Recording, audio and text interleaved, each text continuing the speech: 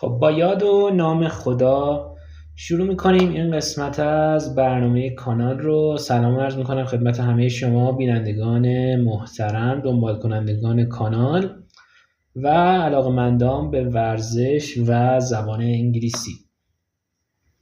خب اینجا توی این قسمت میخوایم ادامه قسمت قبلی تغذیه به روش آقای مایک منزر رو ادامه بدیم. بچه‌ها این کتاب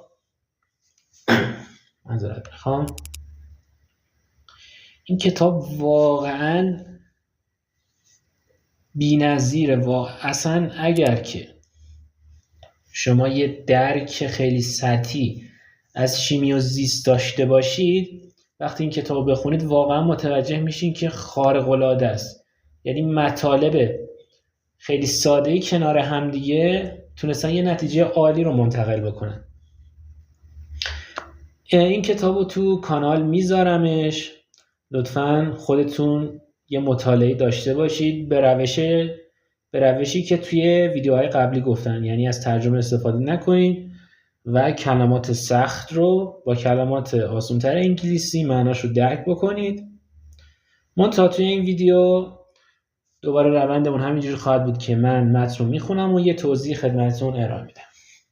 خب توی ویدیو قبلی تا صفحه 5 توضیح دادیم، حالا ادامه میدیم.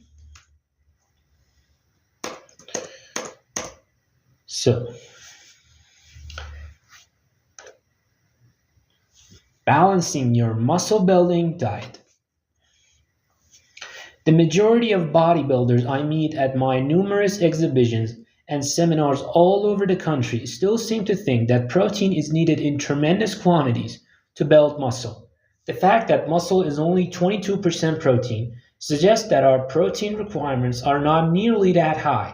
And just because muscle is more than 70% water doesn't mean we should begin drinking gallons and gallons of water a day to hasten the muscle growth process either. خب بچه توی ویدیوی قبلی توضیح دادیم که عضله 70% از آب تشکیل شده و 22% از پروتئین. وقتی که درصد پروتئین تو مایچه انقدر پایینه، پس یعنی اونقدر ما نیاز به پروتئین نداریم، که داره میگه خیلی از بدنسازی که بهش مراجعه میکنن فکر میکنن هنوز ما باید خیلی پروتئین مصرف کنیم، ولی وقتی درصد رو میبینیم میگیم که نه اونقدر نیست.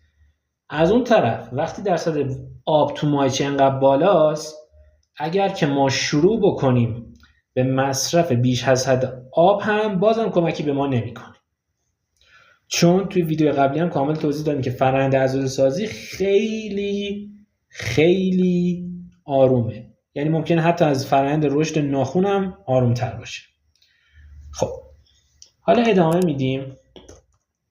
فقط قبل از اینکه ادامه بدیم من یه سوالی میخوام ازتون بپرسم. در واقع این سوال فکر کنم یه توییتی بود که بعد اومده بود پست شده بود، به این صورت بود که آقا مگه در واقع گوسفند از فقط قوتش چیه؟ قوتش سبزیجات دیگه، علف و علوف است. خب هممون هم که دیدیم گوسفند قربانی میکنیم، پس چرا چربی داره توی بدن گوسفند؟ مگه فقط سبزیجات مصرف نمیکنه؟ مگه نمیگن یه نفر که چاقه رژیمشو گیاهی بکنه تا لاغر بکنه؟ پس چرا گوسفندا چربی دارن؟ میتونید یه خورده روش فکر بکنید، ولی الان کامل متوجه میشید. خب What would happen if we were to drink such large quantities of water? We would go to the bathroom a lot to eliminate the excess water. In the case of consuming excess protein, however, we aren't so lucky, since protein contains calories which turn to fat when consumed in excess. The point I am trying to make here is that our bodies possess specific needs for all the various nutrients each and every day. We don't force more utilization of nutrients. By taking megadoses, nutrients consumed beyond need are excreted in part and the rest is turned to fat. خب حالا بررسی کنیم که اگر ما آب یا پروتئین زیاد بخوریم چی میشه. اگر ما آب بیش از حد بخوریم، خب میریم باتروم و از بدنمون دفع میشه. منتها راجع به پروتئین ما انقدر خوش شانس نیستیم. پروتئینی که بیشتر از حد نیاز وارد بدن بشه، in part excreted، بخشیش خارج میشه، بخش دیگری از اون حجم اضافی تبدیل میشه به چربی. چرا؟ چون پروتئین کالری داره ولی آب کالری نداره. کالری اضافی در بدن تبدیل به چربی میشه. حالا مهم نیست این کالری اضافی از غذای رژیمی و آبپز مثل مرغ آبپز یا سبزیجات بیاد، چه از فست فود و سرخ کردنی. کالری اضافی تبدیل به چربی میشه. بنابراین حتی گوسفندم وقتی که کالری بیشتر از حدش مصرف بکنه، اون کالری اضافی تبدیل به چربی میشه. به خاطر همینه که ما تو بدنش چربی میبینیم. خب ادامه میدیم به پارت بعدی. How should we divide our calorie consumption between the macronutrients, carbohydrate, protein, and fats, so that we gain just muscle without fat? Remember that our first dietary concern is total caloric intake. The calorie dimension represents a kind of dietary budget within which we must fill our nutritional needs. Figure your daily caloric needs based on the outline above. No matter what our average daily caloric intake happens to be, it is important that we fill our diet budgets wisely.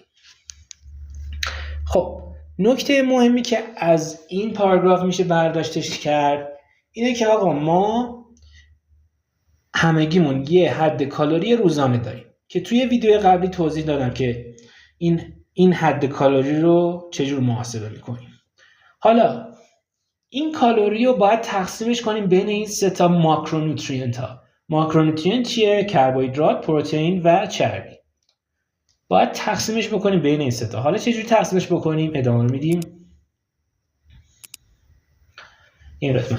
Many reputable nutritional scientists along with the Senate Subcommittee on Nutrition recommended our daily intake be comprised of 60% carbohydrate, 25% protein, and 15% fat.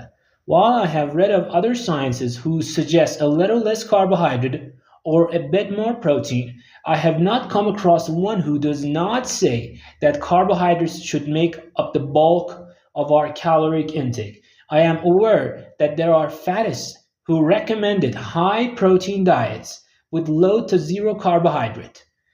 These are weight loss diets, however, and since they are unbalanced, they're universally regarded as dangerous.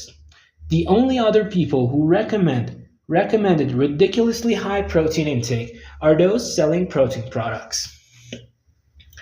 خب تو این پاراگراف طبق تحقیقاتی که خودش داشته از دانشمندان تغذیه، تقسیم بندی که کالری روزانه بین سه تا ماکرونوترینت ها به این صورته که 60% باید کربوهیدرات، 25% پروتئین و 15% چربی باشه.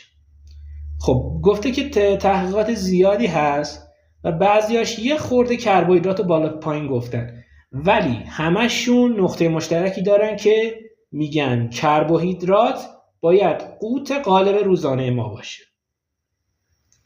و کسایی که برعکس این حرف میزنن و میگن که اینجور نیست و پروتئین باید قوت غالب باشه، کسایی هستن که یا فقط از مزه کربوهیدرات خوششون نمیاد یا کسایی هستن که مواد پروتئینی میفروشن. میریم سراغ پاراگراف بعدی. During World War II, the US government assigned the Food and Nutrition Board of National Research Council of the National Academy of Sciences, a non-governmental scientific body, to define the nutritional requirements for Americans. The board's research led to the publication of a report known as the Recommended Dietary Allowances. The recommended allowances were not intended as definitive nutrient requirements, nor were they meant for any particular individual. The RDAs were intended as an informed guideline for essentially normal, healthy individuals to formulate a sound diet meeting their nutritional needs. The RDAs have since been periodically reviewed and revised to keep up with advances in nutritional knowledge. The data acquired by the board led quickly to the formation of a food plan known as the Basic 7 Food Plan. But this turned out to be unnecessarily complex. So in 1956, the Department of Agriculture published The Essentials of an Adequate Diet, which described a simplified four-food group plan. خب بچه این حالا این پاراگراف خیلی خلاصه بخوام براتون بگم، میگه که اومدن هنگام جنگ جهانی دوم این سازمان ها اومدن یه برنامه درست کردن، برنامه 7 فود پلان، که دیدن خیلی الکی کامپلکس و پیچیده شد. بنابراین Department of Agriculture اومد یه برنامه دیگه داد که این 7 رو کرده بود 4 تا. خب حالا میخواد اون 4 تا رو برامون توضیح بده. بریم سراغ پاراگراف بعدی. Since bodybuilders often weigh more than the average person and are more active, they may need more calories, carbohydrates, and thiamine, a B vitamin. Thiamine is abundant in carbohydrate foods, so don't worry about taking a supplementary B vitamin tablet. This food plan will ensure that within your particular calorie budget, you'll be getting all the nutrients you need for the maintenance of health, the first requisite for building muscle and for muscle growth itself.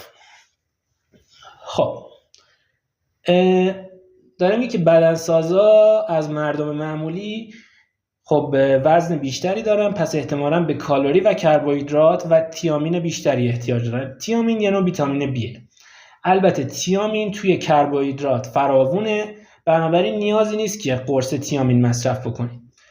و این برنامه 4 گروهی که الان قراره بهتون نشون بده، اول از همه سلامتیتون رو تضمین میکنه و بعد از اون هم رشد عضلانی رو.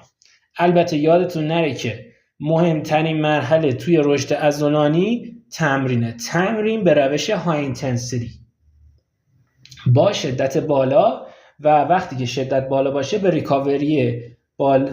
ریکاوری نیاز داره و همچنین زمان یا دوریشنش هم باید کم باشه. خب حالا میریم سراغ این 4 تا گروه غذایی. The 4 food groups listed below are composed of common food items that make important nutritional contributions to our diets. They are as follows. خب این 4 تا گروه مواد غذایی کامن یا معمولی رو در بر داره که به این شکل هستن. Number 1, cereal and grain foods. Baked goods, cereals, bread, and flour products are rich but inexpensive sources of carbohydrates, minerals, and protein. They also contribute some vitamins and a small amount of fat. خب cereal and grain foods، دانه و غلات. baked goods، غذاهای پخته. cereals همون غلات، نون و محصولاتی که با آرد درست شدن. گرون نیستن و منابعی غنی از کربوهیدرات، مواد معدنی و پروتئین هستن و همچنین یه خورده ویتامین و یه خورده فت یا چربی دارن. نگران نباشید، گفتیم که 15% رژیم باید از چربی باشه. بریم سراغ پاراگراف بعدی. You should have very little trouble getting the recommended 4 daily servings from this group. Bodybuilders cannot afford to skimp on cereals and grains because they provide plenty of carbohydrates, the primary source fuel for high-intensity muscular contractions. My daily breakfast is comprised almost entirely of food from this group. I usually eat a couple of bran muffins and some whole grain toasts. خب گفتیم که چون گرون نیستن 4 تا سروینگ یعنی 4 واحد از این گروه اگر روزانه مصرف بکنید خیلی راحت میتونید مصرف بکنید و نباید از 4 تا کمترش کنید یا به 0 برسونیدش. چرا؟ چون سوختی هستن که شما هنگام high intensity muscular contraction، هنگام انقباضات عضلانی با شدت بالا مصرفش میکنید. بله بچه‌ها، I usually eat a couple of bran muffins and some whole grain toast. داره میگه که راجب صبحونه خودش صحبت میکنه و داره میگه که چی میخوره. A couple of bran muffins، چند تا مافین سبوسدار، مافین رو کلوچه هم میشه گفت، and some whole grain toast، نانی که غلات کامل داشته باشه، نان توستی که غلات کامل داشته باشه. خب اون گروه اول بود. میریم سراغ گروه دوم. Number 2, fruits and vegetables. Fruits and vegetables along with potatoes are very nutritious, providing plenty of vitamins and minerals, along with bulk in the form of cellulose and energy from the carbohydrates. 4 or more servings from this group should be included each day. خب میوه، سبزیجات همراه با سیب زمینی خیلی مغذی‌اند، ویتامین دارن، مواد معدنی دارن، سلولوز و انرژی که از کربوهیدرات هست. 4 or more servings from this group میگه روزی 4 واحد از این گروه باید داشته باشید توی رژیمتون. حالا میریم سراغ گروه سوم. Number 3, the high protein group. This group includes fish, meat, eggs, poultry, and even vegetable items such as dried beans, nuts, and peas. Along with protein, these foods provide B vitamins and iron. 2 or more servings from this group should be consumed each day. A basic serving of meat is considered to be 3.5 ounces, not much. خب بذارید این کلمه رو من چک بکنم یه بار با هم دیگه.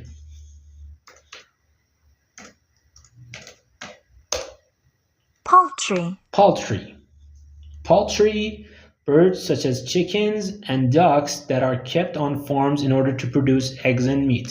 طیور. خیلی خوب. گروه سوم ماهی، گوشت، تخم مرغ، گفتیم که گوشت طیور و حتی سبزیجاتی مثل لوبیای خشک، آجیل و لوبیا سبز. ببینید P around green seed که توی در واقع سالاد اولویه هست، همون لوبیا سبز. Along with protein, these foods provide B vitamin and iron. هم ویتامین B دارن، هم آهن دارن، هم پروتئین. 2 تا یا بیشتر از این گروه باید مصرف بکنیم.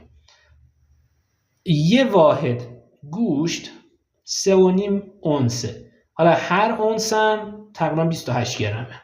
پس یعنی تقریبا 90 گرم گوشت روزانه میشه. اونقدر زیاد نیست. خب میریم سراغ گروه چهارم. Milk and milk group products. Milk and cheeses are important because they're a particular rich source of protein, calcium and riboflavin. بذار چکش بکنیم بچه.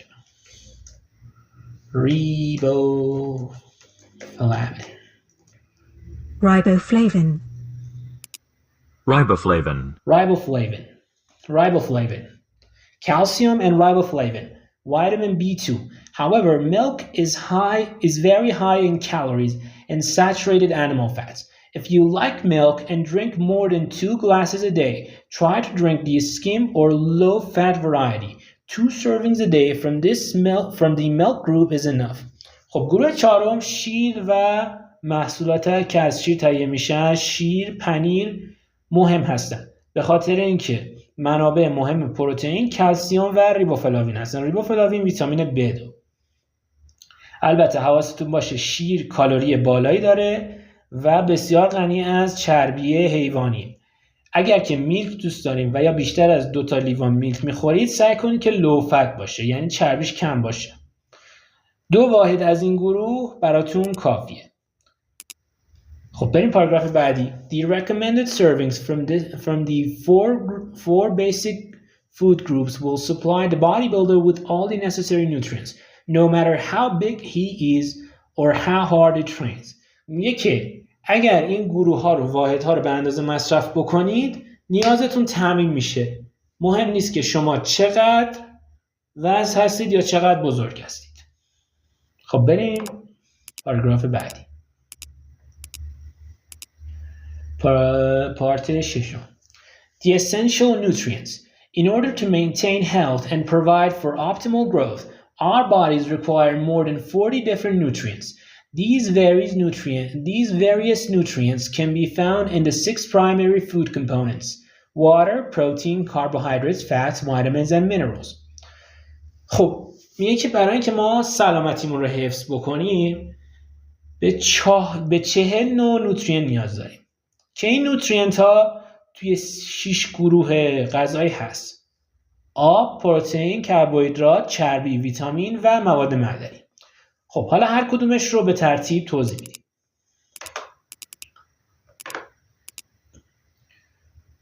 Whether or not you believe life began in the sea, the fact remains that life exists in an inner sea within our body, 2/3 of which is water. All of life's complex biochemical processes take place in a water medium, which accounts for the fluidity of our blood and lymph system. Water is our waste remover through urine and feces. این کلمه رو یه خورده جدید بذارم رو چک بکنم.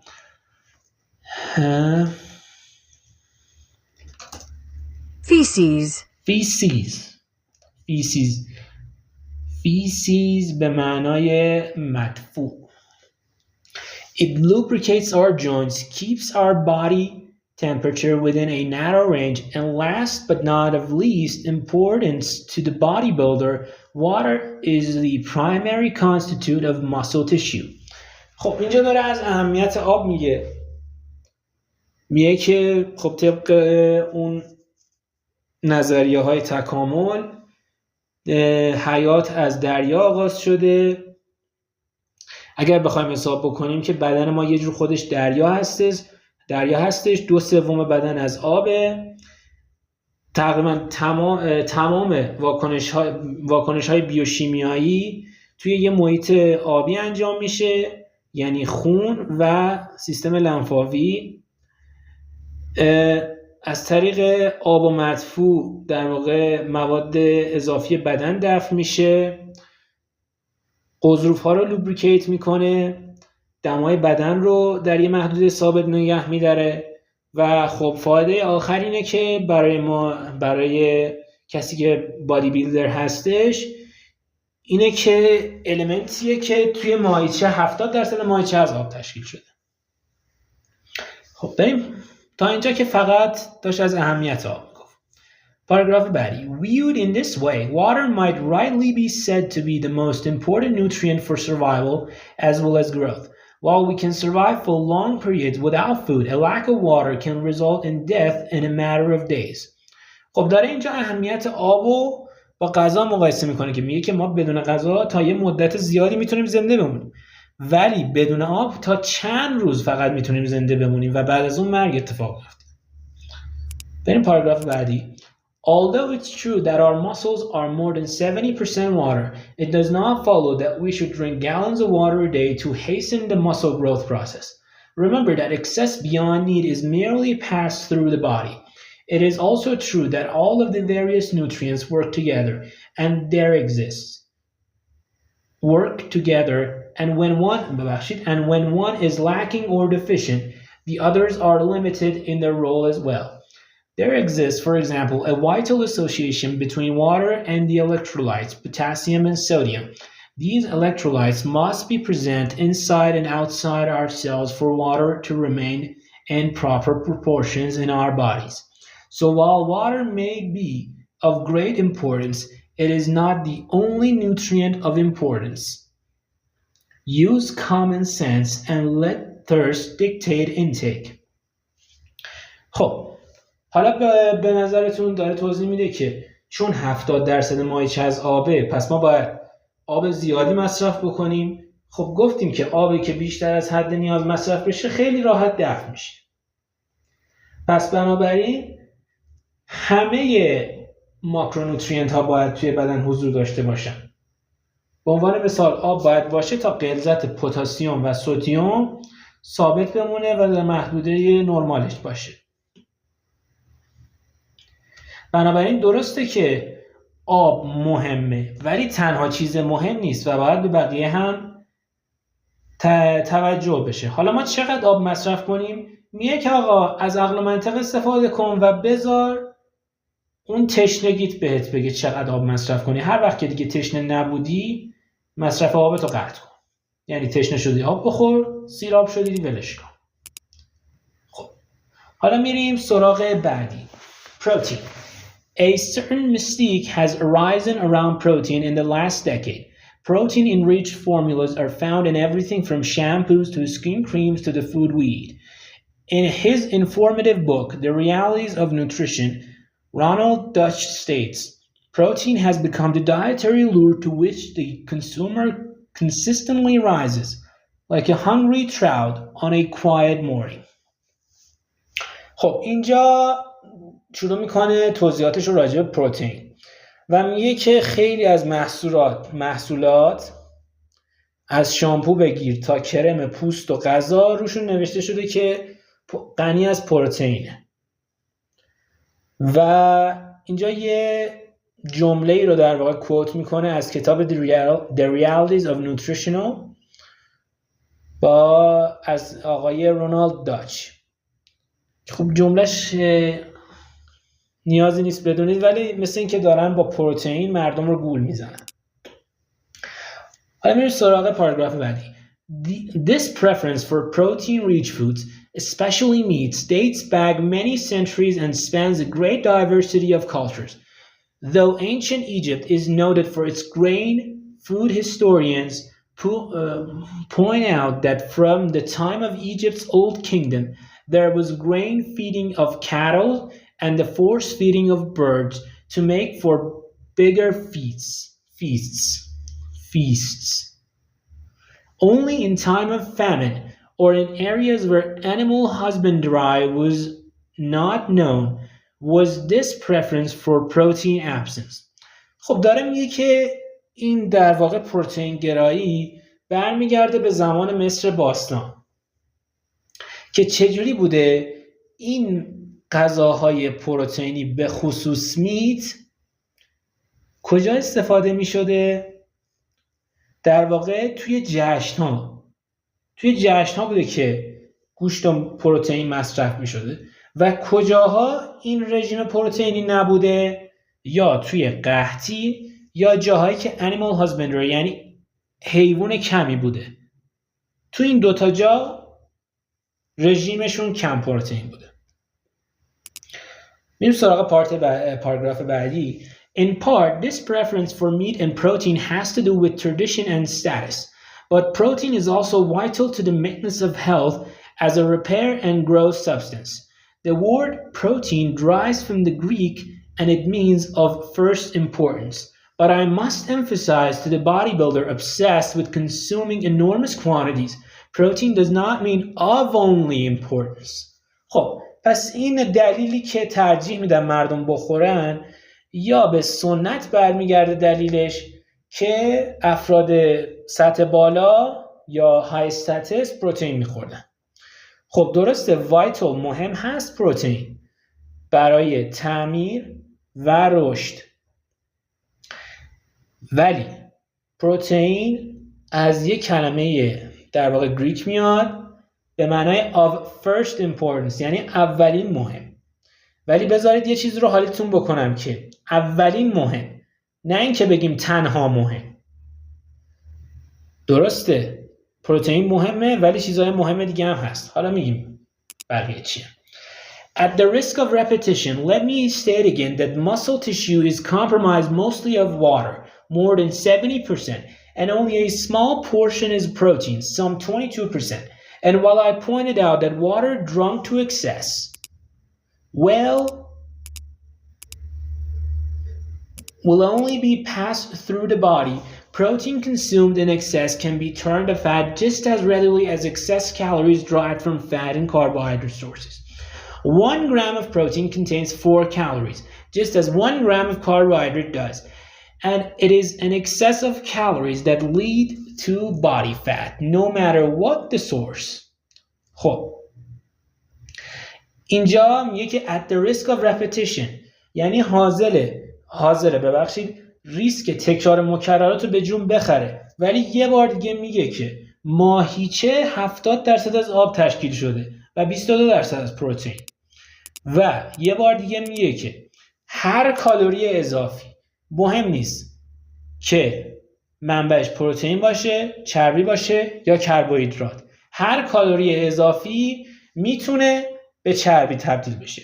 1 گرم پروتئین 4 کالری داره و 1 گرم کربوهیدرات هم 4 کالری داره و هر کالری اضافی no matter the source, no matter what the source، مهم نیست منبعش چی باشه، میتونه به چربی تبدیل بشه. خب یکم دیگه حالا باید راجع به پروتئین توضیح میده که چقدر مصرفش بکنیم. While some controversy exists regarding how much protein we need in our daily diets, most reputable sources recommend about 1/2 gram per kilo, 2.2 pounds of body weight. To be on the safe side, the RDA committee providing for disease, stress, and other possible problems recommends 0.8 grams per kilo of body weight. For a 220 pounds bodybuilder, daily protein requirements would be 80 gram. خب حالا میگه که چقدر روزانه مصرف بکنیم. گفته که منابع معتبری گفتن که 1.5 گرم بر کیلو یا 2.2 پوند. ولی برای اینکه یه خورده بیایم این میزان رو سیف ترش کنیم، گفتن که 8 گرم بر کیلو، یعنی برای یه بدنساز 220 پوندی پروتئین روزانش میشه 80 گرم و من سرچ کردم همین 8 عدد معتبری. میریم پاراگراف بعدی. But the needs of bodybuilders are different because they train heavy and are growing muscle, you say. The fact is that protein requirements are dependent solely on the individual body weight, not physical activity.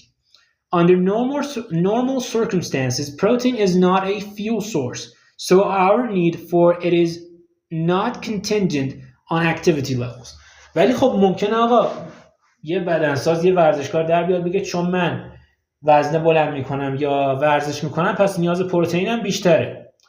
ولی میاد توضیح میده که نیاز به پروتئین فقط به وزن بدن بستگی داره، not physical activity، نه به فعالیت فیزیکی. چون در شرایط نرمال پروتئین اون در واقع بنزین مایچه نیست، پروتئین سوخته نمیشه در شرایط نرمال. حالا میگید پس چی سوخته میشه؟ اونا یه بحث جدای دیگه است که تو همین کتابم بهش اشاره میکنه، ولی تو کتابای دیگه بهتر براتون توضیح میدم. پس در شرایط نرمال عضله پروتئین نمیسوزونه، شوگر میسوزونه. میریم پاراگراف بعدی. And just how much protein do you think is required for minuscule daily muscle gains? If we go back to our example and assume we are to gain 10 pounds of muscle in a year, how much do we gain on a daily basis? Divide 10 pounds of muscle by 365 and we find our daily average gain to be 0.027 pounds, or only 12 grams, which is less than half an ounce. And more than 70% of that 12 gram is water. So how much extra protein do we need to gain 12 grams of muscle a day? Most of which is water anyway. Very little. Obviously, in another section of this book, we calculated to be about 1 extra gram of protein a day for 10 pounds of muscle growth a year. How many bodybuilders gained even 10 pounds of muscle this past year? And how many are guilty of consuming excessive quantities of protein well beyond any and all possible need merely because the این کلمه PURV بذار اینو چکش بکنم تلفظ دقیقش.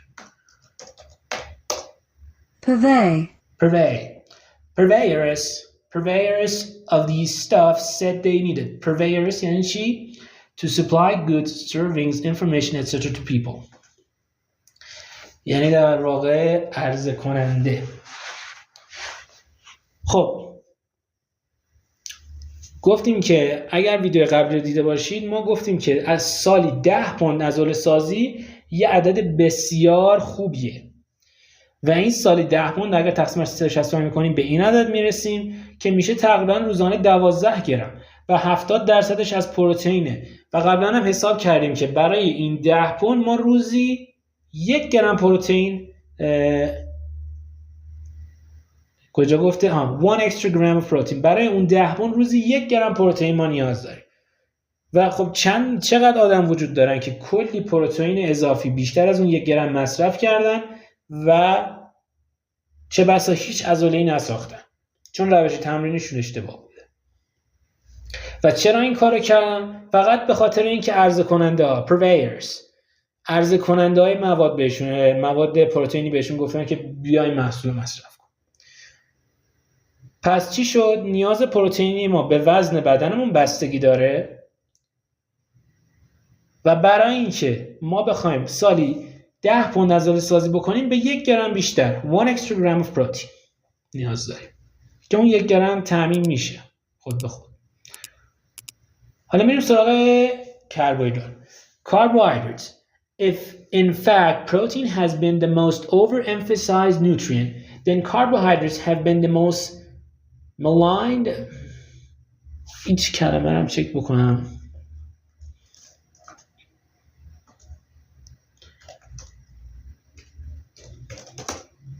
Malign.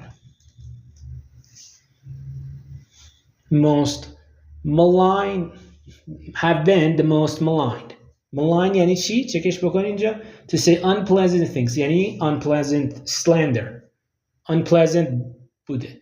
هر چقدر که پروتئین حالا توضیحش میدم. The anti-carbohydrate litany began in Britain in the early 1950s and reached its apex in the US when diet books by so-called experts blamed carbohydrates for everything from obesity to schizophrenia. Talk about being strange from reality. Now let's debunk the theories of those who rail against carbohydrates.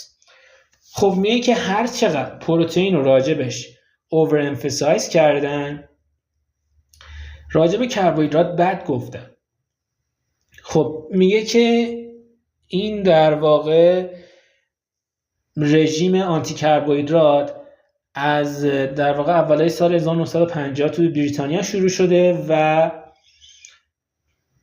قلهش یعنی قله جایی که کلی از کربوهیدرات متنفرن زمانی بوده که متخصصا تو کتاباشون کربوهیدرات رو بلیم کردن برای همه چی از چاقی بگیر تا اسکیزوفرنی. ولی حالا بیاید اینجا تا در واقع از خرافات رهایی پیدا بکنیم. One of the first things we learn in elementary biology is that life on the planet Earth is dependent on the sun. We also learn that all of our food energy begins with plants. When we eat beef, for instance, we derive nutrients that the animals stored by eating grass. خب بچه اینجاست که دارم میگم این کتاب واقعا خارق العاده میشه و با مبانی علمی خیلی ساده نتیجه‌های خوبی میگیره. خب میگه که ما هممون توی ابتدای خوندیم که زندگی وابسته است به خورشید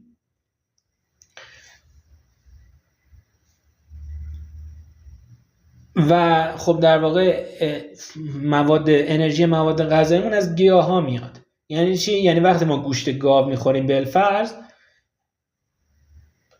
انرژی رو میگیریم که در واقع حیوان دریافت کرده از طریق اون گراس اون در واقع علوفه‌ای که خورده. Plants get their energy in a process involving the sun called photosynthesis, which means putting together with light. What the sun is putting together are two of the most common chemicals on Earth and in its atmosphere, carbon dioxide and water. Plants use oxygen to combine with carbon dioxide and water to form hydrated carbon or carbohydrate, as we commonly refer to. خب داره اینجا فرآیند فتوسنتز رو میگه که فتوسنتز به معنای گذاشتن کنار همدیگه توسط نور خورشید. خب نور میاد دو تا چیز رو کنار هم میذاره که خیلی تو اتمسفر فراوانه، کربن دی اکسید و آب که در واقع میشه همون کربوهیدرات. Carbohydrates are the primary fuel source of our muscles and for high intensity training of the heavy duty variety or any type of carbohydrate in the form of the simple sugar glucose is the only fuel we don't take when we don't take in enough sugar through our diet to feel muscular contractions. Our bodies transform the amino acid alanine derived from ingested protein or our own muscle tissue into glucose. So carbohydrates also have a protein sparing effect, which should cause any bodybuilder on a low carb diet to reconsider such fully. But both our muscle and our central nervous system derive almost 100% of their nutritional from sugar. خب بچه اینجا این نکته مهمی رو میگه که توی تمرینات بدنسازی فرقی نداره که چه به روش مایک بنزر تمرین بکنی و چه به روش آرنولد شوارزنگر. اون بنزینی که ماهیچه میسوزونه یا قند ساده مثل گلوکوزه. خب اگر که بدن ما کربوهیدرات به اندازه کافی دریافت نکنه، به جای این شوگر یا گلوکوز میره اسید آلانین میاره تا بسوزونه. این اسید آلانین اون وقت از کجا میاد؟ یا از پروتئینی که هضم شده یا حتی خود ماهیچه، یعنی ماهیچه میسوزه. ما میریم ماهیچه بسازیم، بدتر ماهیچه میسوزونیم. پس در واقع کربوهیدرات یه جورایی محافظت میکنه از پروتئین و داریم میگه که ماهیچه و سیستم عصبی مرکزی تقریبا 100% انرژی مورد نیازش رو از قند به دست میاره. داره اینجا از اهمیت کربوهیدرات میگه. In addition to supplying energy, carbohydrates supply important building blocks of life. The ribose found in RNA and DNA is made from the carbohydrates we consume. In light of all these facts, how can carbohydrates be poisonous toxins as asserted by the anti-carbohydrate people? خب یه فایده دیگه که کربوهیدرات برای ما داره، اینجا دو نوع نوکلئیک اسید رو گفته که دئوکسی ریبونوکلئیک اسید و ریبونوکلئیک اسید، دی ان ای و آر ان ای. میدونید که دی ان ای ماده ژنتیکی مونه، آر ان ای از روی دی ان ای ساخته میشه، آر ان ای میرسه توی سیتوپلازم و اونجا مثل در آر ان ای مثل یکی از آر ان ای ها کاربردش مثل کتاب آشپزی میمونه و آمینو اسیدهای مختلف به هم وصل میشن و انواع پروتئین ها ساخته میشه. و این آر ان ای و دی ان ای از یه بخش قندی تشکیل شدن که توی دی ان ای اسمش هست دئوکسی ریبوز و توی آر ان ای هست اسمش ریبوز. یکی دیگه از فایده های کربوهیدراته. پس اگر اینقدر برای بدن مهمه، چرا میان میگن کربوهیدرات بده، سمیه، توکسینه؟ بر چه اساسی؟ The fact is that carbohydrates can be dangerous, but only when consumed in excess. The body has a certain capacity for dealing with excess beyond need, but this capacity is not infinite and can be overwhelmed. The same is true, however, with proteins and fats. Proof exists now that excess protein may be the most harmful of all, having been implicated in intestinal cancer, kidney disorder, and a host of other degenerative diseases. خب حالا میگه که واقعیت چیه؟ واقعیت اینه که کربوهیدرات مهمه، ولی کربوهیدرات بیشتر از حد نیازه که خطرناکه. وقتی بیشتر از حد نیاز وارد بدن بشه، خب بدن میتونه یه فکری براش بکنه، ولی این فکر کردنه is not infinite، بی نهایت نیست. نمیشه که همینجور شما بخوری، یه جای دیگه بدن overwhelm میشه. و این بحث که بدن overwhelm میشه هم برای پروتئین و هم برای چربی هم صادقه. حتی پروتئین بیش از اندازه به نظر میاد که از همه خطرناکتر باشه.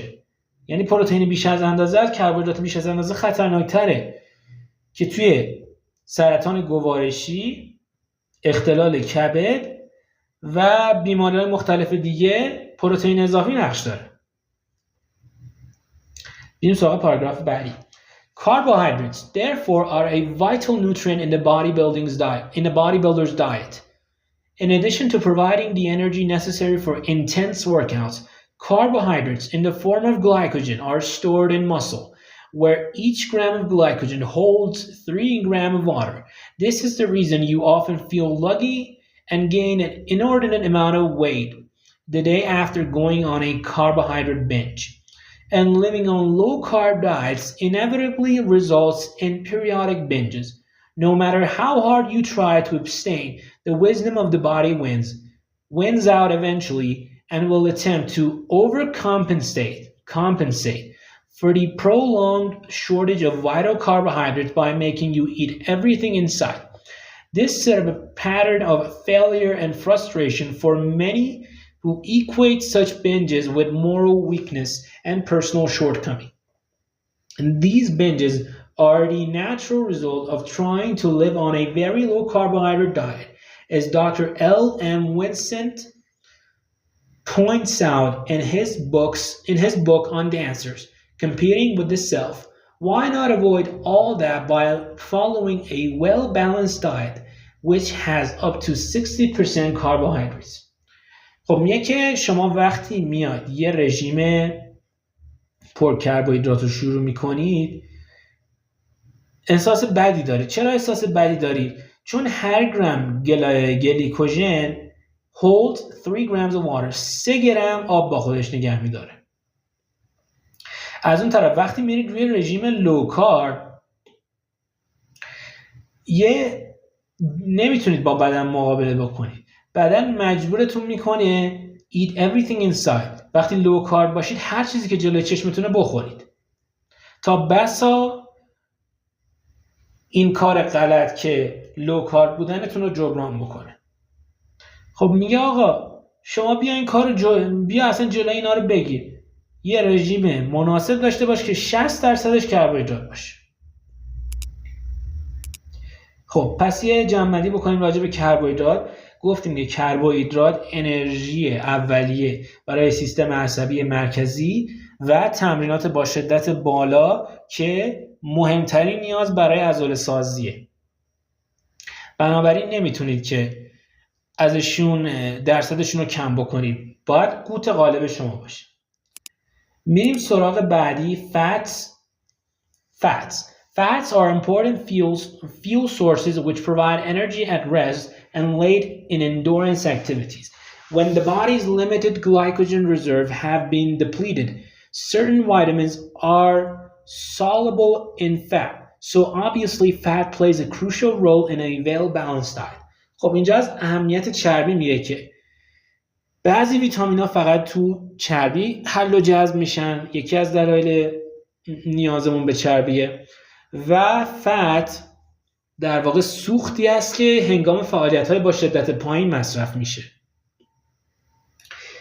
مثل چی؟ مثل پیاده روی، مثل قدم زدن. و همچنین هنگام در واقع رست از چربی استفاده میشه. بنابراین چربی مهمه. Fats are divided into saturated and unsaturated fats. Saturated fats are found in animal products and can lead to heart problems when consumed in excess. Unsaturated fats are found mostly in plants and are now thought to be a contributing factor to heart disease as well. We would all do well, therefore, to limit our fat intake to the recommended 15% of daily calorie budget. خب داریم میگه که فت، چربی به دو دسته saturated و unsaturated تقسیم میشن. saturated توی حیوانیه، روغن حیوانی، و unsaturated ها، و گفته که unsaturated ها گیاهی هست. گفته که اولیه هارت پرابلم میده، دومی هم همینطور مشکلات قلبی میده.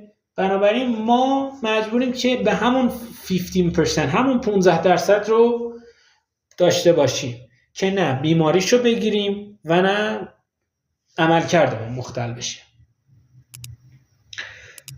خب این سه تا fat، carbohydrates and protein ماکرو بودن، macronutrient. حالا میریم سراغ micronutrient ها.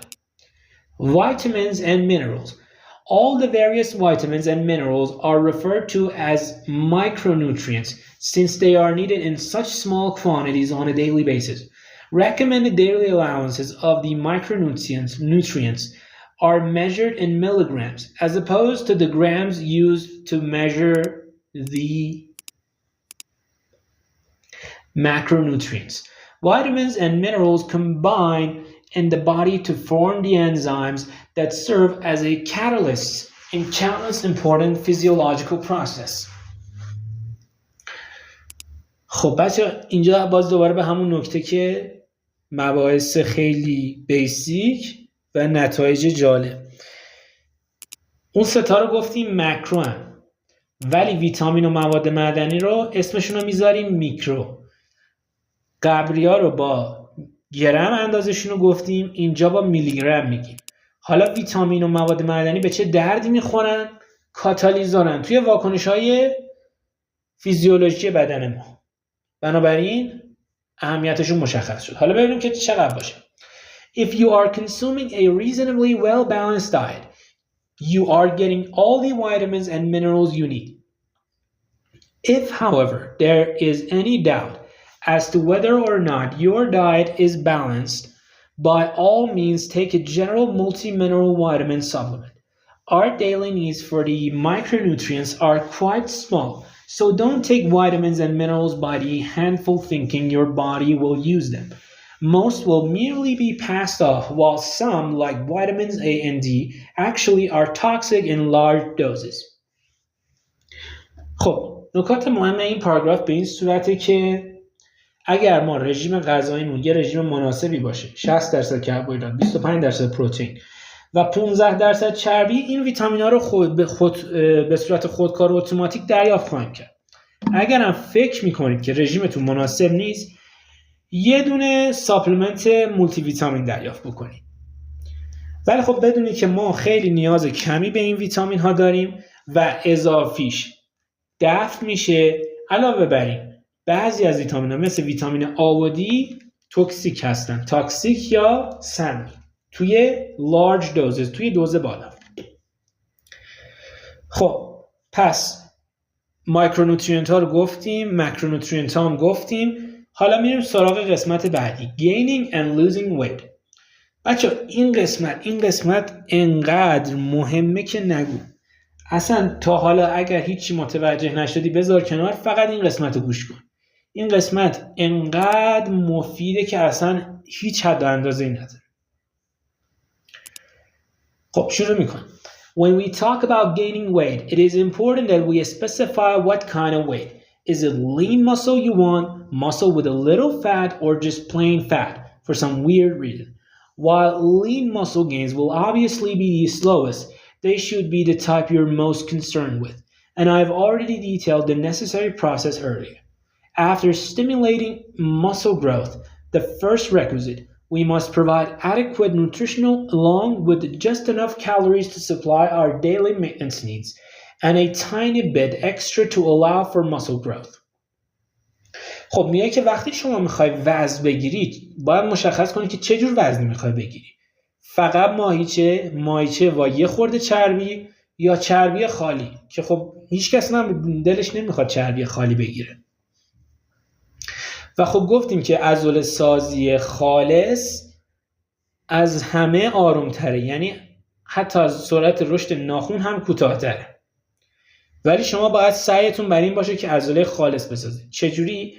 اولش اینه که عضله سازی رو شبیه سازی بکنید با تمرین سخت. بعد از اون باید یه تغذیه مناسب داشته باشیم و کالریتون به اندازه‌ای باشه که کف روزانه‌تون تامین بشه و یه خورده بیشتر، همون 1 گرم پروتئین بیشتر تا عضله سازیتون انجام بشه.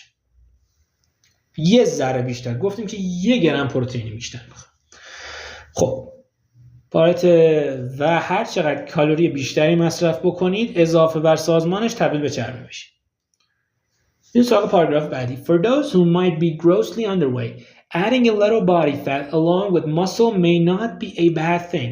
In such cases, train hard to stimulate muscle growth and follow an adequate, well-balanced diet with a lot of extra calories above maintenance needs. خب میگه برای کسایی که خیلی لاغر هستن اضافه کردن ماهیچه و یه خورده چربی little body fat میتونه کار خوبی باشه.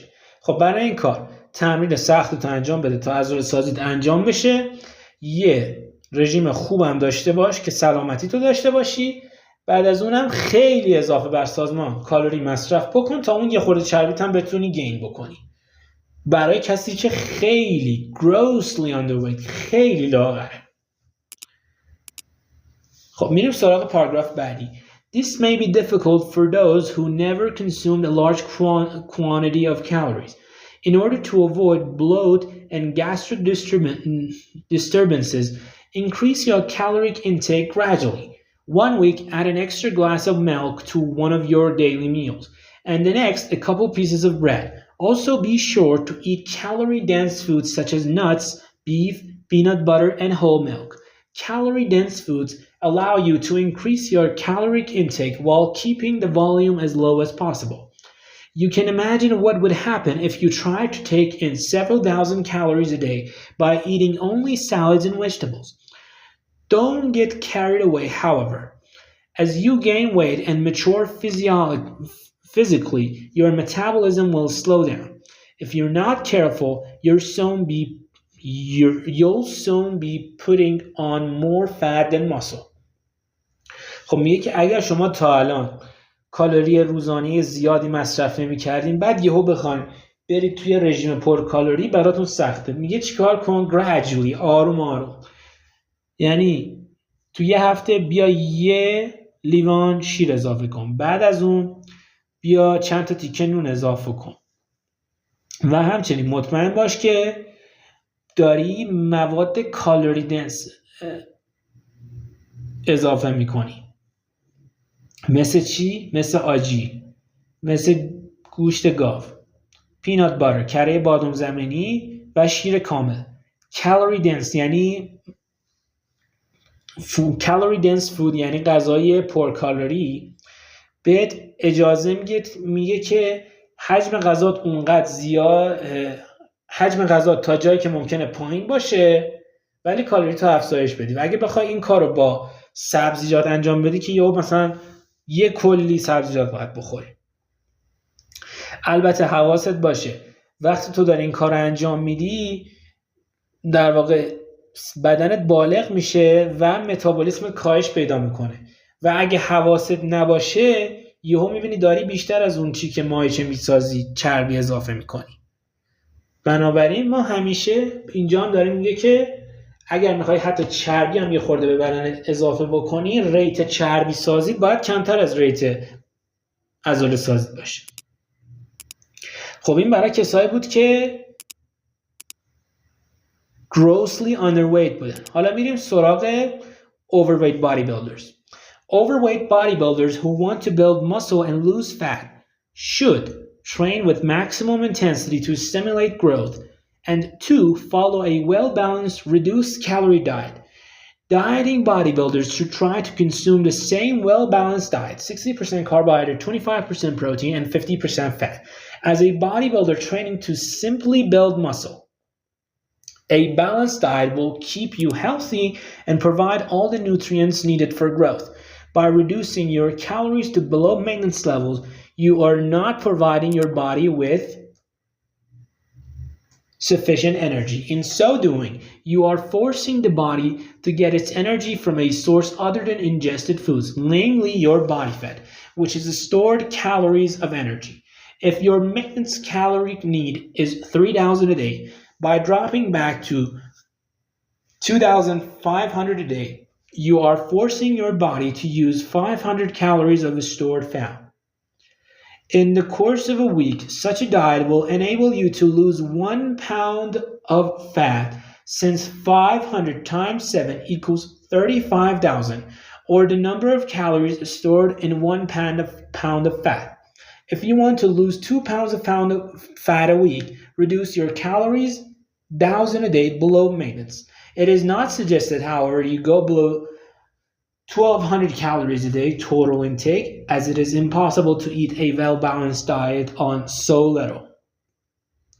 خب اینجا توضیحاتش برای کساییه که هم بادی بیلدرن، هم اوورویت، هم اضافه وزن دارن. خب میگه که چیکار کن؟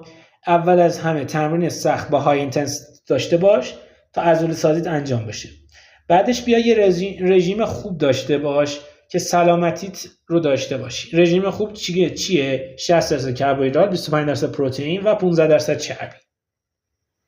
حالا ما میخوایم چیکار بکنیم؟ میخوایم یه خورده چربی سوزی داشته باشیم. اینجا داشتیم چربی سازی میکردیم، اینجا میخوایم چربی سوزی بکنیم. میگه بیا چیکار کن؟ بیا اینجا از اون حد روزانت کمتر غذا بخور. وقتی میای کمتر غذا میخوری، بدنت مجبوره یه انرژی به دست بیاری. اون انرژی رو نمیتونه از غذای روزانت به دست بیاره، پس مجبور میشه بره کجا؟ از اینجستد فود نمیتونه به دست بیاره، میره سراغ بادی فت. یعنی اگر کف روزانت 3000 تاست، تو بیا 2500 تا روزانه بخور، یعنی 500 تا کمتر.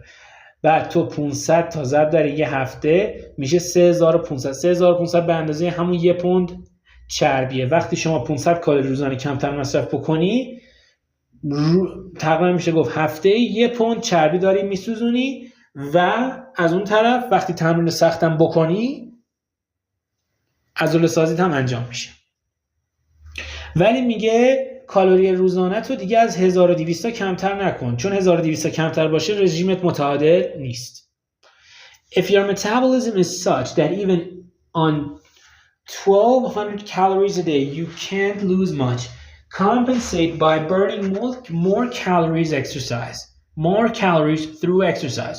Don't attempt to do this with weight training. However, as any attempt to increase the duration of your workouts will unavoidably result in a decrease in training intensity. Keep your weight workouts intense and brief. Increase your activity through aerobic, such as running, cycling, etc. Running 1 mile will burn more than 100 calories, and cycling at a rate of 8 to 13 miles per hour will burn about 600 calories an hour. Before the 1979 Mr. Olympia, I was cycling up to 40 miles in the morning and running 5 miles at night. These activities alone, not counting my BMR and other voluntary activities, burn almost 2000 calories a day. خب بچه بذارید اینجا من یه توضیحاتی راجع به تمرین بدم. بچه فرض کنید من شما رو میبرم توی پیست 2 میدانی. میگم آروم بدو. اگر آروم بدوید یعنی شدت کم باشه، شما میتونید برای مدت زمان زیادی بدوید. ولی اگر بهتون بگم که با نهایت سرعت بدو، یعنی شدت رو ببر بالا، های اینتنسیتی باشه، وقتی های اینتنسیتی باشه شما دیگه نمیتونید برای مدت زیاد طولانی بدوید. بنابراین تمرینات های اینتنسیتی باید زمانش کم باشه. خب حالا بریم اینجا.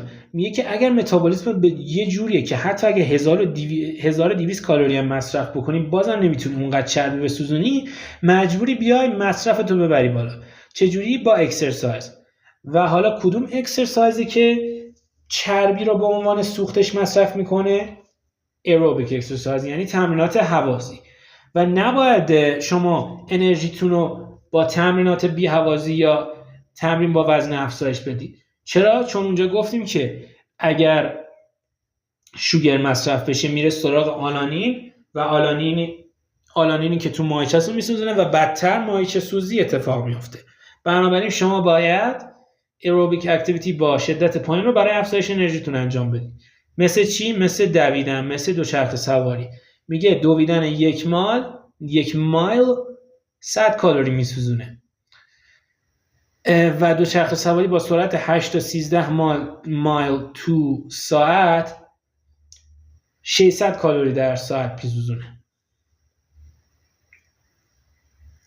اوکی؟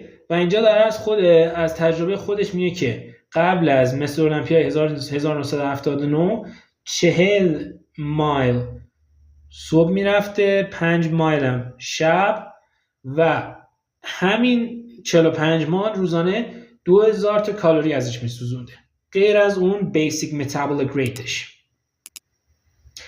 پس اگر میبینید که شما توی رژیمتون کالری هم کاهش دادید ولی چربی سوزی اتفاق نمیفته، اون وقت میتونید از فعالیت هوازی استفاده بکنید. One last word about low carbohydrate diets. They do work, that is certain, but any diet where you drastically reduce consumption of one of the macronutrients will result in weight loss. You can achieve weight loss more safely and just as effectively by reducing consumption of all three macronutrients slightly. And if you're on a well-balanced diet and have a caloric deficit in your daily budget, it will not hurt your weight loss efforts to eat refined carbohydrates such as ice cream and candy bars. Actually, the terms refined and unrefined don't refer to the carbohydrates, as the chemical formula for most carbs we consume is the same, but the food in which the carbs are contained. If all we consumed was predominantly refined foods, we would end up with an imbalanced diet, since most refined foods contain few minerals and vitamins. But if we're on a well-balanced diet, it doesn't really matter where we get our carbohydrates, since they all end up as glucose by the time they get to our bloodstream anyway. The last 2 weeks before the 1979 Mr. Olympia, I was consuming more than 200 grams of carbs a day. I had pancakes 3 times a week and ice cream almost every day. I didn't do this sort of thing recklessly. However, I kept my daily caloric intake below 2,000 and was very active. The result, even though I placed second, I was generally concerned to be the most defined competitor in the contest. So much for low carbohydrate diets. خب که نکته مهم دیگه ای که بخواد راجع به کربوهیدرات بگه، میگه که درسته رژیم‌های فاقد کربوهیدرات کار میکنن و باعث کاهش وزن میشن، ولی آقا شما چرا بیای کربوهیدرات رو کم بکنی؟ اون 3% 60 25 15 رو رعایت کن ولی کالری تو کم کن، یعنی میزان ستاشو به یه اندازه کاهش بده و اینجوری سلامتی خودتو حفظ بکن، علاوه بر اون کاهش وزنت هم تجربه بکن.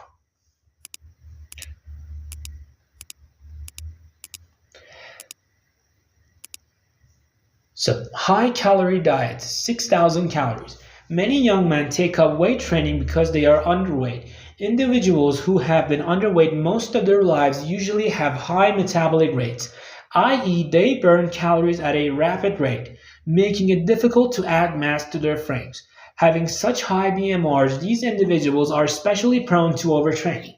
In such cases, the individual should train very hard with moderately heavy weights for a few sets per body part, and no more than 3 days a week. An underweight bodybuilder who wants to gain muscle and isn't worried about adding a little fat must increase his caloric intake by as much as 500 calories a day, above his daily maintenance needs. If he were to discover, using the method previously described, that his daily maintenance need is 5,500 calories, he should up his daily intake by 500, making a total of 6,000 calories a day. خب بچه نکته مهمی که توی این پاراگراف گفته اینه که کسایی که برای مدت زیادی از عمرشون لاغر بودن BMR بالایی دارن، یعنی بدنشون همین جوری میسوزونه. حالا اینا باید چیکار بکنن؟ یه برنامه تمرین گفته train very hard with moderately heavy weight، با وزنهای نسبتا سنگین تمرین بکنن چند ست برای هر بخش از بدن و بیشتر از 3 روز در هفته هم نشه. و اگر براشون مهم نیست که یه خورده هم چربی به دست بیارن، میتونن کالری روزانه‌شون حساب کنن. بالفرض اگر 5500 تاست، 500 تا هم اضافه تر 6000 تا داشته باشه. The following diet plan is merely a sample since we all possess different maintenance needs. Make the necessary individual modification to suit your case. خب اینجا داره یه برنامه تغذیه ارائه میده. Breakfast, half cup orange juice, 1 cup oatmeal, 1 cup low-fat milks, 1 sliced toast, 1 tablet butter, total calories 675. خب نصف لیوان آب پرتقال، یه دونه کاپ در واقع جودوسر، یه کاپ لو-فت شیر، یه دونه اسلایس نون توست، یه دونه کره کالریش رو 675. حالا یه اسنک. 1 peanut butter sandwich, 1 banana, 1 cup grape juice, total calorie 585. یه دونه ساندویچ کره بادام زمینی، یه دونه موز، یه دونه گریپ جوس یا آب انگور و حالا برای لانچ 4 pieces fried chicken, french fries or baked potato with butter, green salad with blue cheese dress. خب 4 تا تیکه فراید چیکن، مرغ سوخاری یا سیب زمینی سرخ شده یا سیب زمینی پخته شده با کره، سالاد سبز و پنیر آبی بلو. این بلو همون آبیه، نمیدونم پنیر آبی منظورش چیه. ولی 1 scoop ice cream or a cup of sherbet. مثلا حالا این غذاها توی با فرهنگ آمریکایی زیاد، حالا ما میتونیم خودمون برای خودمون همینجور که گفته در واقع ماریفیکیشن بکنیم با فرهنگ خودمون. این کلمه رو من سرچ کردم، جالب بود، همون شربت انگار. یه اسکوپ بستنی و اور یه کاپ شربت. بذار شربت رو چک بکنیم. Sherbet. A sweet frozen food made with water, fruit, sugar and milk. نمیدونم منظورش چیه واقعا، من خودم میگیدم. شربته.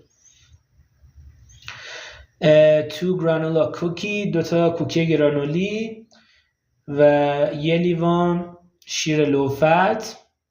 کالری کاملش هم 1500 تا. حالا اسنک بعدی 1 کاپ میوه خشک شده، 1.5 کاپ شیر، سرجم میشه 600 کالری. برای شام 1 cup cream of mushroom soup، سوپ قارچ، 1 beef sirloin 6 ounces، 6 اونس یا 6 تا 28 گرم، 1 dinner roll and butter. dinner roll یه رول، بذار اینو چکش بکنیم. Roll. Roll. A small round loaf of bread for 1 person. نون و کره. 1 cup mixed vegetables، یه سالاد مختلف، میکس یعنی انواع سبزیجات توش باشه. 1 slice of pie with beverage، یه دونه پای با نوشیدنی. total calorie 1650.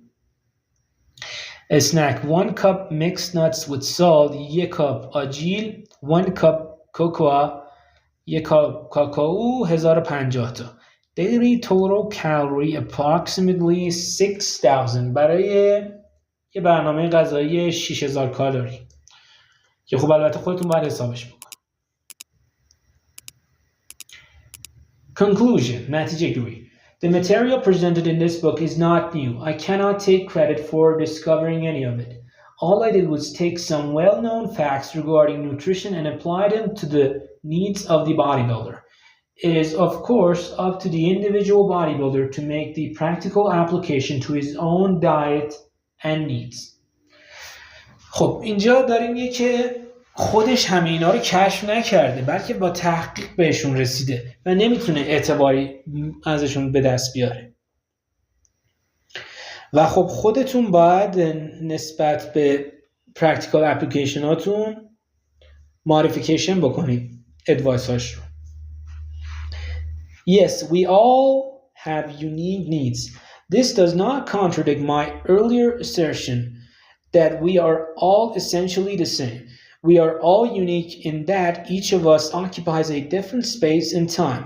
Regarding nutrition, we all metabolize food at various rates, i.e., we all possess different metabolic rates.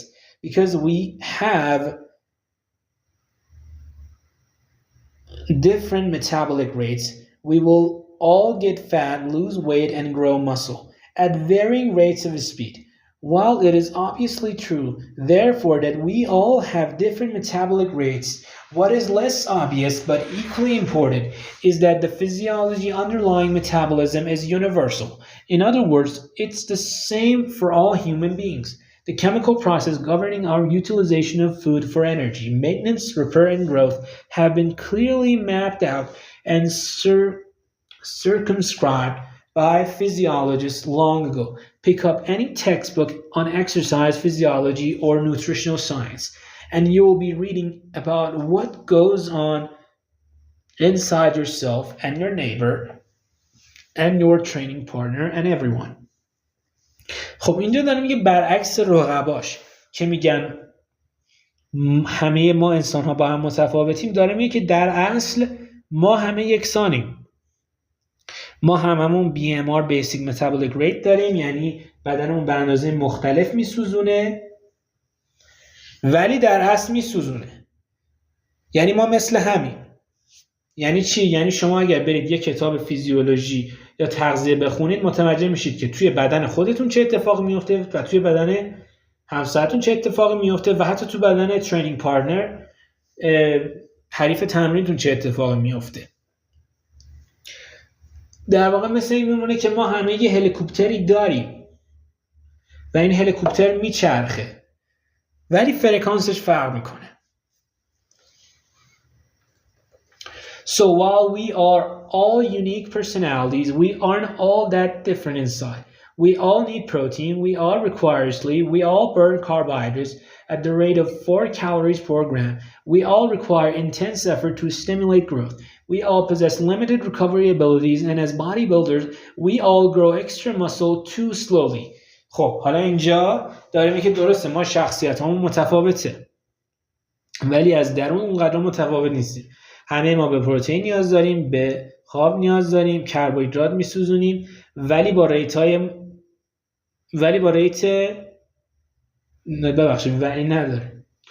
با ریت 4 کالری بر گرم کربوهیدرات میسوزه و به ازای هر گرمش 4 کالری تولید میشه. intense effort نیاز داریم، یعنی همون تمرین با شدت بالا نیاز داریم تا عضله سازی صورت بگیره و وقتی که تمرین شدید میکنیم باید ریکاوری بکنیم خودمون رو و این ریکاوری محدوده. نمیشه که امروز تمرین بکنی فردا باز تمرین بکنی. باید به بدن اجازه ریکاوری بدی و فرآیند عضله سازی بسیار آرومه. توی بعضیا یه خورده سریع‌تره ولی در کل بسیار آرومه. And let's face it, we all have been duped by the manufacturers of food supplements to one degree or another. I am the first to admit that I once fell for the line of the protein hucksters. But when I did come across the common sense facts regarding growth and nutrition, I threw all the rest out the window and began a sincere quest for the truth. خب میگه که داره میگه ما هممون گول خوردیم ولی و خودش هم اعتراف میکنه که یه زمان گول خورده بود توسط کمپانی‌های مختلفی که فقط میخواستن محصولاتشون رو بفروشن ولی وقتی به حقیقت رسید تمام باورهای غلط قبلی رو گذاشت. Considering what you now know as a result of reading this book regarding the realities of muscular growth and protein needs. For example, are you going to let some Hulk guide you in the wrong direction merely because he has a 19-inch arm? Are you going to allow your subsequent actions and dietary practices to be continually dominated by the bootleg logic more is better? He who acts contrary to what his perception and rational thoughts tell him is the truth to akin to Dostoevsky's underground man who cries, "What do I care for the laws of nature? For the laws of nature and arithmetic, when for some reason I don't like them, or the fact that 2 plus 2 equals 4. It's up to you."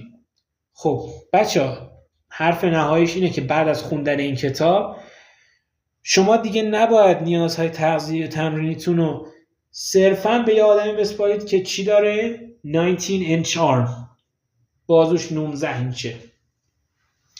اگر که با عقل و منطق خودتون سازگار نبود باید اون توصیه رو بذارید کنار.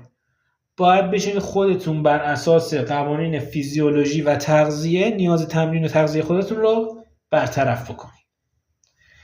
خب اینجا این کتاب به پایان رسید. امیدوارم که تا اینجای کار لذت برده باشید و مطالب براتون مفید بوده باشه.